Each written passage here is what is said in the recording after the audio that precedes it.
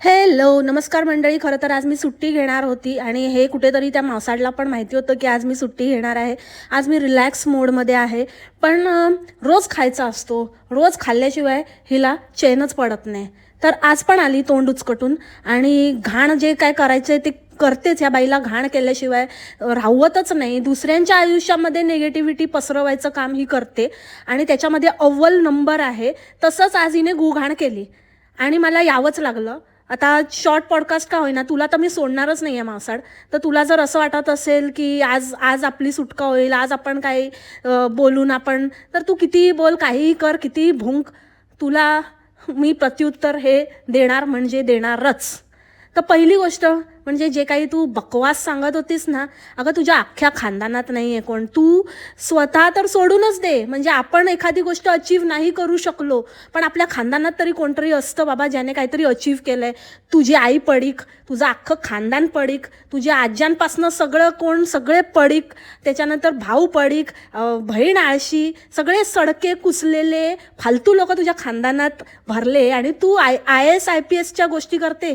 त्या दिवशी ती कॉमेंट आली, त्या कॉमेंटमधून तुला IAS IPS काहीतरी आठवलं आणि त्याच्यानंतर आता ती बकलोडगिरी करायला बसलीस. आणि दुसरी गोष्ट तुला मी एक सांगते की तू जे गोष्टी करतेस ना, ते तुझ्या सडक्या अंड्यांना काहीतरी मोठेपणा दाखवतेस, ते फक्त त्यांच्यापुरताच आहे तुझा मोठेपणा. आम्हाला तर तू कुठे, म्हणजे आम्ही तुला गिनतीत धरतच नाही. तू आमच्यासाठी अत्यंत फालतू थर्ड क्लास कोणतरी आहेस.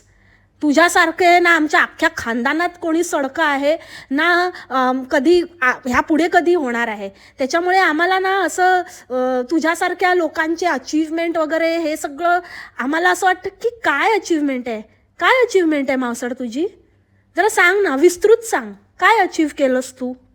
कारण आम्ही अशा खानदानातून येतो ना, अशा कुटुंबातून येतो ज्यांनी पिढ्या घडवल्या, ज्यांनी स्वतःचं कर्तृत्व साबित केलं, ज्यांनी काहीतरी आयुष्यात खूप मोठं अचीव केलं आणि अजून आपली चांगली पिढी अजून चांगलं करण्यावर भर दिला.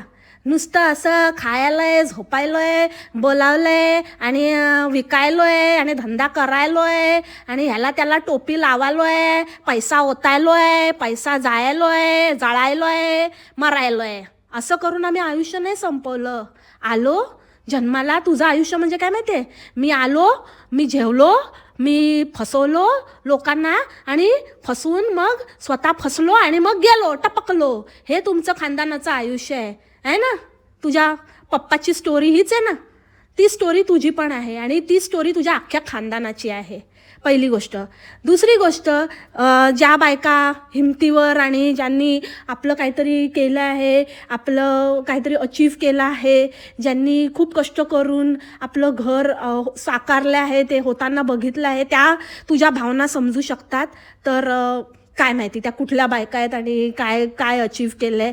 तर तेच मी म्हणते की सगळ्यात आधी तर तू काय अचीव केलं आहेस ते आम्हाला कळू दे, मग आम्ही काहीतरी त्याच्यावर बोलू शकतो.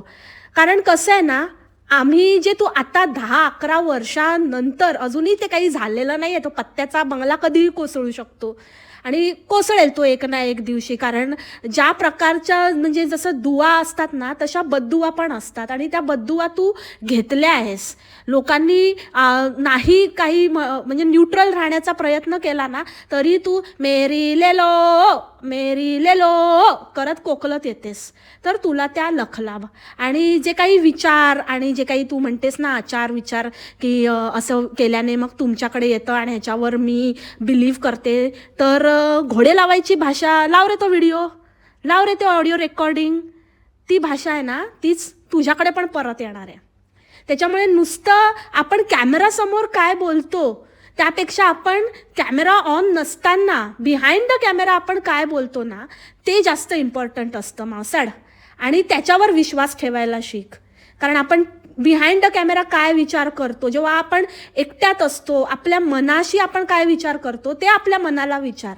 जर ते तुझे विचार चांगले असतील ना तर तुझ्याबरोबर चांगलं होईल. पण जर तू हे असे घोडे लावायचे विचार करत असशील ना, जे साबित झालेलं आहे, तर तुझ्या लागल्याशिवाय राहणार नाही.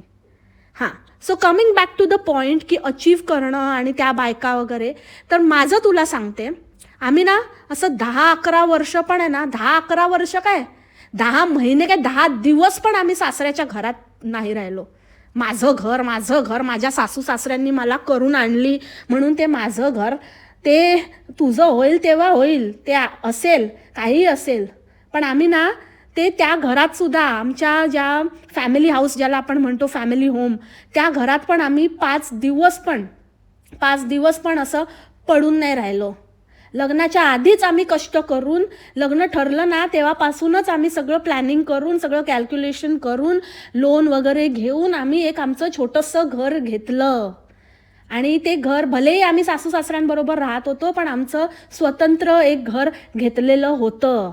त्यामुळे तू अशा व्यक्तींना, अशा लोकांना सांगायला जाऊ नको. अशा व्यक्तीने तर सांगूच नये जिने कुठे जाऊन आता काहीतरी आपलं कुठेतरी गाव खेड्यामध्ये एक घर घेतलं आहे, त्याच्या मोठ्या मोठ्या बाता मारते, त्याच्यात पण आता अजून पण सासऱ्याच्या घरावर डोळा आहे, त्याच्यातनं तर अजून बाहेर आलेलीच नाही आहे. प्रत्येक वेळेला तेच सांगत असते की ते पण माझंच आहे, ते पण माझंच आहे. इतक्या इन्सिक्युअर व्यक्तीने, इतक्या अल्पसंतुष्ट व्यक्तीने दुसऱ्यांना ह्या अचीवमेंटच्या वगैरे ना बाता शिकवूच नयेत. आणि ना त्या भारी शब्दापेक्षा ना जरा काहीतरी आता भारी शोधून काढ. नुसतं आपलं खूप भारी वाटायला आहे, खूप भारी वाटतंय मला, म्हणजे खूप भारी आहे हे सगळं, खूप भारी आहे माझ्यासाठी, खूप भारी आहे. अरे काय भारी आहे शी, नुसतं बघावं तेव्हा. आता किती महिने झाले ते पोवाडलाच पडीक, वर्षातनं 6 महिने येऊन जाऊन पोवाडलाच पडीक, नाही तर सासऱ्याच्या दारात पडीक. सारखं आपलं काय अचीव केलं, तो चच्चू पण 1 नंबरचा, काही पण चणे खाण्याच्या लायकीचा नाही आहे तो वॉचमॅन. आणि तू बापरे, उघड्याला भेटला नागडा आणि दोघांनी मिळून झोपडं बांधा. आता काय मोठ्या बाता सांगते, कोणाला सांगते ग तू? एवढं आता झोपेतनं जागी झाली, माझं घर मी करते, माझं हे ते उंदरीमा बांधते काहीतरी. हे झालं आम्हाला, आम्ही सगळं करून पार करून 4 घरं घेऊन मोकळे झालो. तू राहा तिथेच थाप करत. समजलं ना? ह्याच्या पुढे नाही फालतू बकवास करायची नाही. जे आपल्याला माहिती नाही ना त्याच्याबद्दल जास्त बोलायचं नाही. तुला पुन्हा एकदा सांगते, तुझी ना लायकी आम्ही ना गटारातल्या उंदराची पण नाही समजत. समजलं ना? ज्या गटारात थुकतो ना ती समजतो तुझी लायकी. ड्रेनेज होल आहेस तू आमच्यासाठी. त्याच्यामुळे ना तेवढंच राहायचं. लायकीत रायाचं लायकीत. तू खूप बोलतेस ना, तुला माझी खूप माहिती आहे.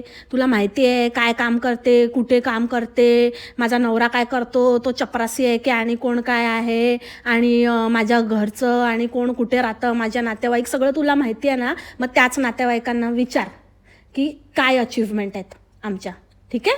हां, मग तुला कळेल. आणि पुन्हा तोंड उचकटून आलीस ना फोडून टाकेन, लक्षात ठेव.